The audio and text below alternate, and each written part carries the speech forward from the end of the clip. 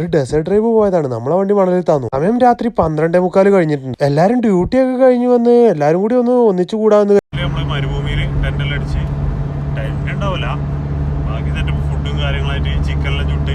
അപ്പൊ നിങ്ങൾ വിചാരിക്കും ഈ വണ്ടി കൊണ്ടാണ് അവിടെ ആ ഡെസേർട്ട് ഡ്രൈവ് പോകുന്നത്. നമ്മളിപ്പോ മരുഭൂമിയിലെ രാജാവായ നിസാൻ പെട്രോളും ലാൻഡ് ക്രൂസർ ഒന്നും ഇല്ലാത്തതുകൊണ്ട് ഇത് വെച്ച് അഡ്ജസ്റ്റ് ചെയ്യാമെന്ന് കരുതി. സത്യം പറഞ്ഞാൽ ഇത് ഡെസേർട്ട് ഡ്രൈവ് ഒന്നുമല്ല, മരുഭൂമിന്റെ നടുവിലേക്കൂടി ഒരു ചാലുണ്ട്. ആ ചാല് പിടിച്ച് നേരെ വന്നാൽ മതി എന്ന് പറഞ്ഞിട്ട് ഇറങ്ങിയതാണ്.